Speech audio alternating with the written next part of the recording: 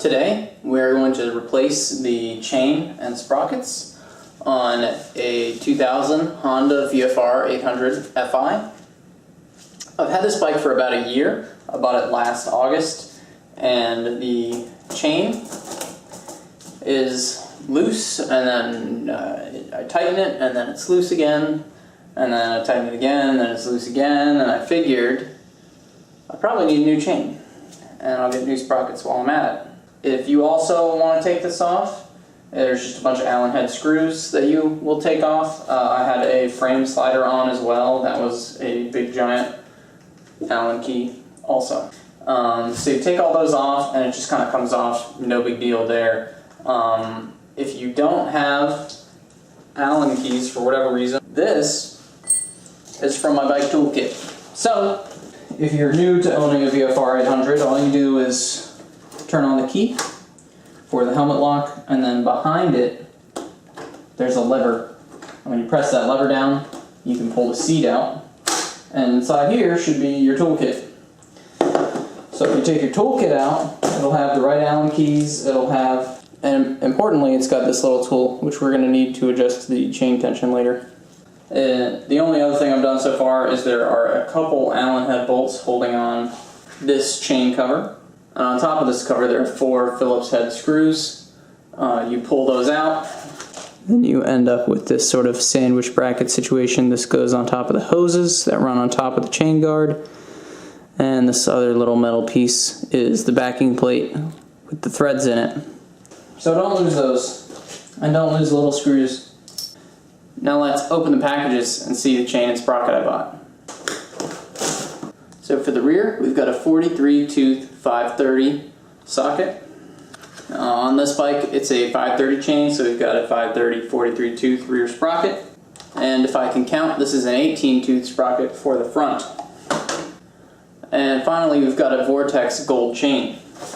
This was a set online that I found for VFRs of this generation because I was too lazy to actually look up the specs of what I needed. I did actually splurge for an X-ring chain because I actually put miles on my bike and ride it to work, so I don't want to have to replace it more frequently than I really need to, because to me the downtime of me not being able to ride my bike right now is much more annoying than the dollars of the difference between this and a ring chain. So the next thing we're going to do is get access to the sprocket that's back here. So we're going to take off these bolts. This is smaller than a 10 mil. This is an 8 mil.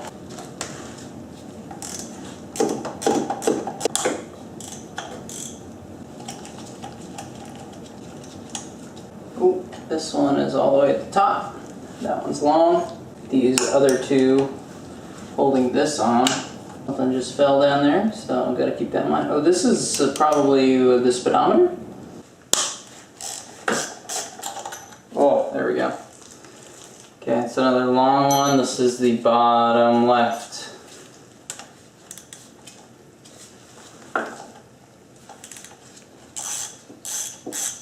And this one is slightly longer than the other two we took out. That's this bottom right one, on whatever this round thing is.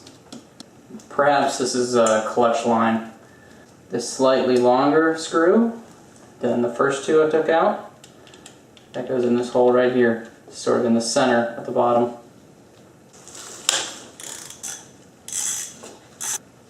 That was the top in the center. So I've got them kind of laid out on the ground the way they came out. And now I'm going to try and get this stuff off.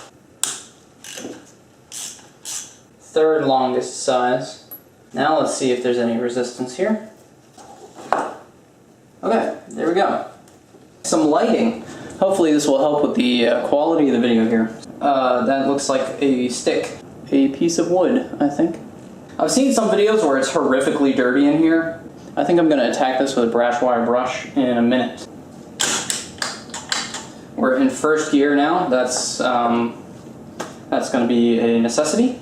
And we don't want to take off this chain until we've loosened this and loosened the rear, because the rear will rotate with on the center stand the way it is right now, unless it's attached to the engine, which is in first, which will give us the inertia we need to overcome the torque on the bolts back there.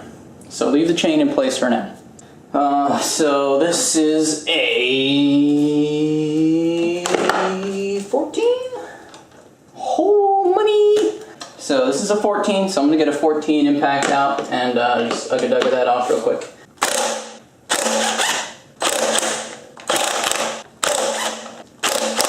Alright, those are all loose.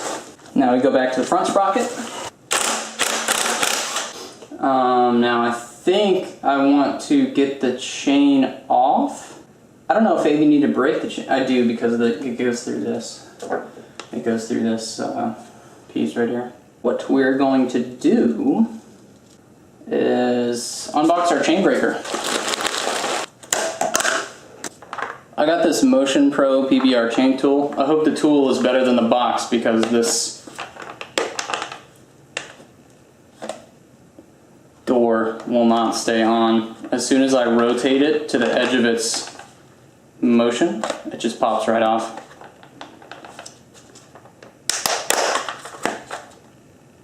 There's some sort of joint that's supposed to be holding this together, but as soon as you try to open it,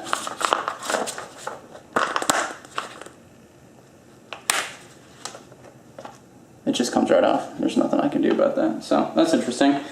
Anyway, hopefully this tool is actually nice. I'm a little skeptical now. This was a $90-something or $100 tool. So without reading the instructions, I'm thinking that the way this works is when you put the letter here, that tells you what it's going to do. To break it, you put B here, and to rivet it, you put R here. So if so, that's pretty clever. And then I think maybe for P, because that one, the P and the press don't line up, I'm assuming you need to put a spacer in here.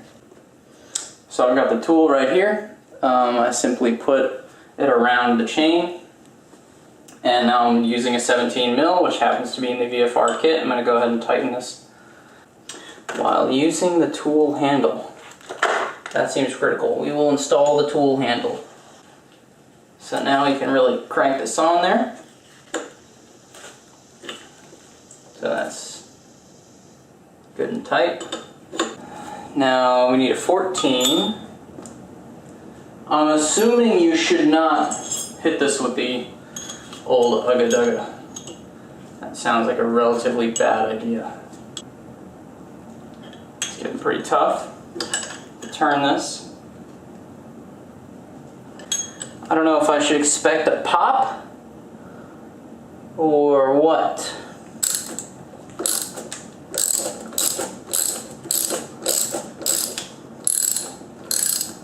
There we go, now it's loose. So it's probably all the way out. And we'll take our 17. There you go. No more chain. There's the pin. I've never broken a chain before in my life. And it's pretty freaking easy with this tool. This is how the tool looks after one use.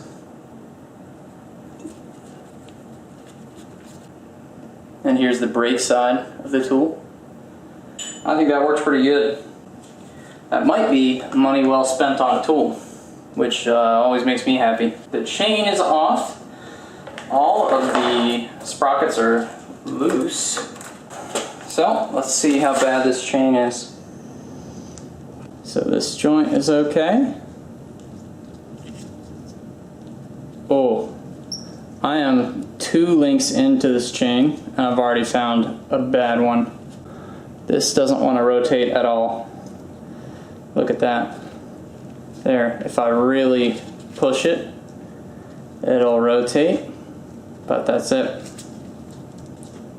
This one's okay. There's another bad one. This chain is just total garbage. So many of the links don't want to move. You should never see that ever. A chain should always form a straight line when you're dangling it.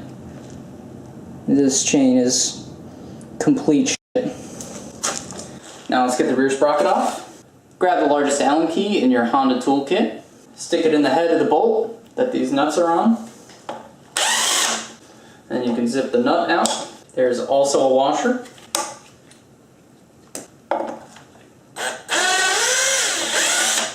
Nut, washer, bolt.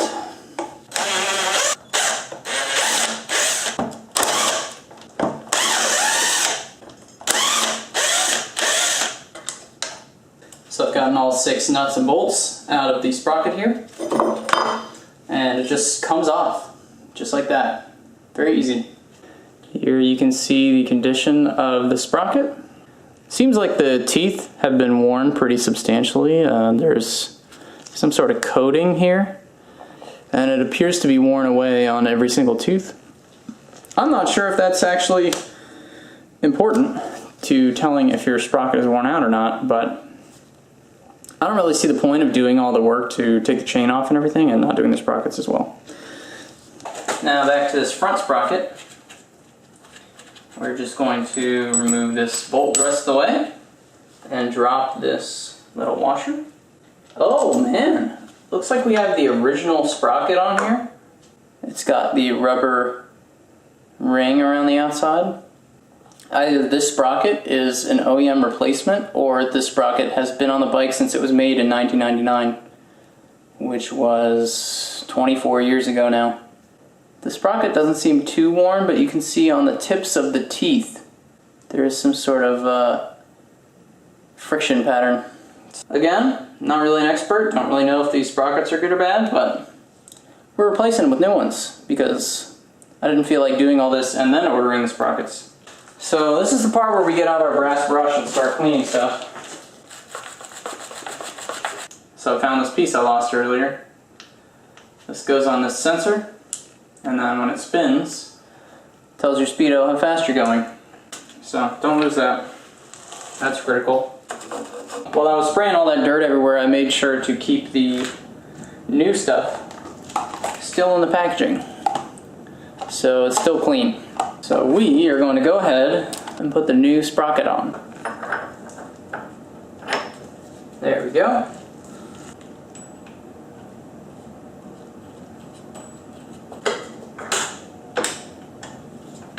There we go. Got my little torque wrench here. With our 14mm socket, it is set to a little over 480 inch-pounds, which is kind of close to the rating here. Now we've done the front sprocket, let's move to the rear. Seems like it lines up just right. I believe we've got a good replacement here. So there's a little goo all over the ground where all these threads were, so I'm going to hit these with the brass brush since my workspace is not very clean. We've got bolt, washer, and nut. And we're going to tighten these down in a crisscross pattern later on. But for now, it's okay to just install them sequentially.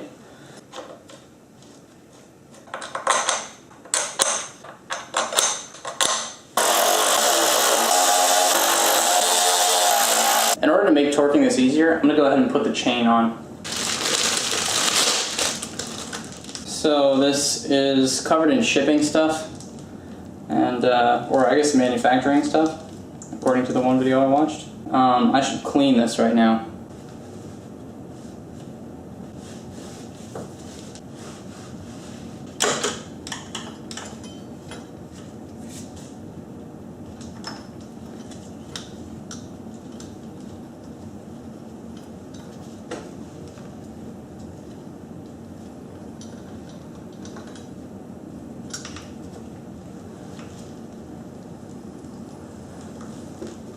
So here I've wrapped the chain around, and as you can see it doesn't really fit, and that means that I need to loosen up the rear here and turn the chain adjustment down.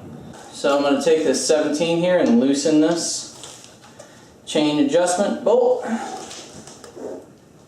Turn the whole bike too. There we go.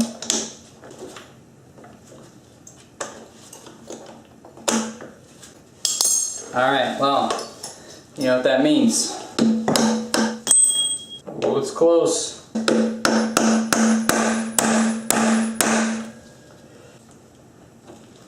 There we go. So with that package, inside there is the last chain link, the master link, as well as 4 X O-rings. It says, please spread grease on pin and O-rings. Now we've got the block in the press position, and we've put the master link here. So it's time to try and press it in.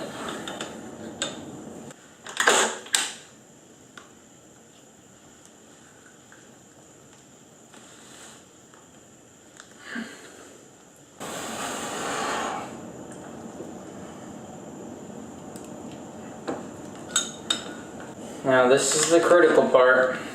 So I moved this link so that I could check its width compared to the others, and it's basically spot on. So I believe I've exposed enough of this pin here to rivet it, so we're going to switch to rivet mode. So this is the configuration that we need for riveting. So we're going to go ahead and do each one of these a little bit at a time, and we're going to try and get the width of this to be approximately equal to the width of this. That's like almost 5 millimeters. So I do have to keep going. And there should just be a secret society of people that do this with impact wrenches, because this is awful.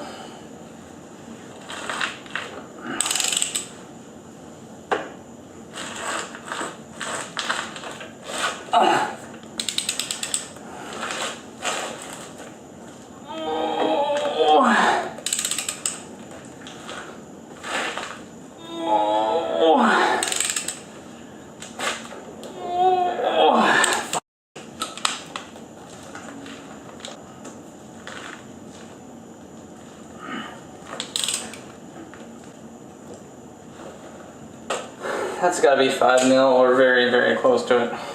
Okay, now just do the same thing.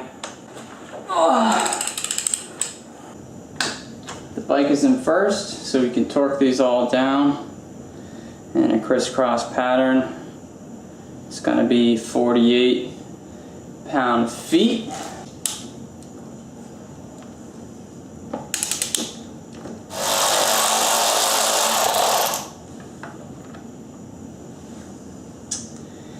Well, you know what they say, that means it's quitting time. When you f up something that bad.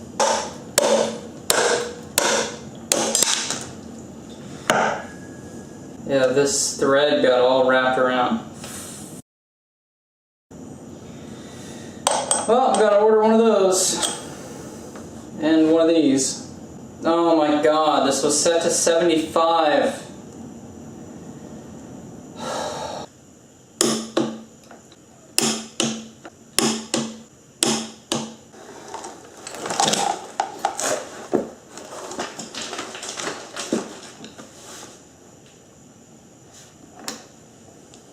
Seconds ago for you and weeks ago for me, I broke this bolt when I was putting the chain sprocket on this bike, and now I gotta fix it.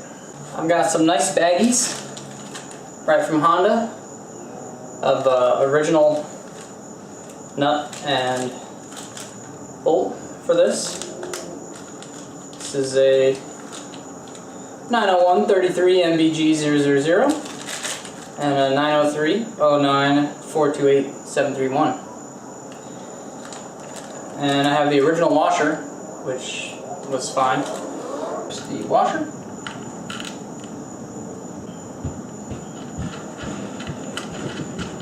Which makes me really wish I ordered all new ones, so now I'm going to have like one random shiny one. But, oh, what are you going to do? Yep. It's going to be that one.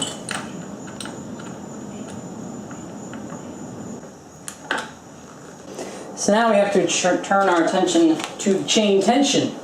So we are going to tighten it up a little bit.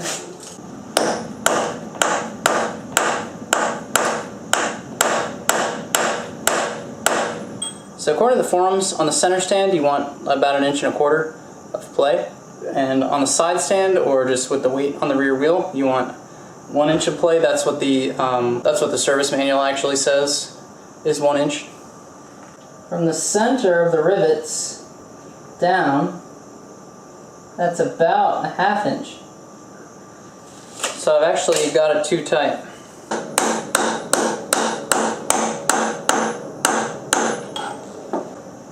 Is 1 inch. Right there. Alright, now that we're adjusted, I'm just going to tighten this back up. There it goes.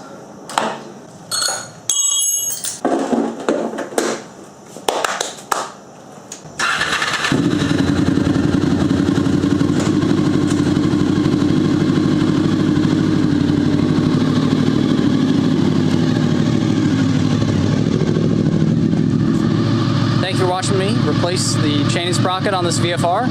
If you want to see videos on the VFR, let me know. I know I haven't made one before. I have owned this thing for over a year, as I said earlier, so I really should start making videos on it, but mostly I've just been riding it. I've put like 3,000 miles or something on it. It needs a bath now.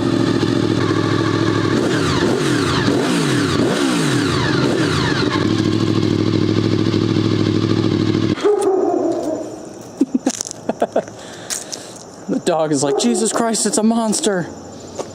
Whoa, whoa, whoa, whoa. Also, I raced this. You should check those out. So yeah, that's the VFR. Stay tuned. I want to do like a video where I just record the sound and like no talking and I just ride it and stuff.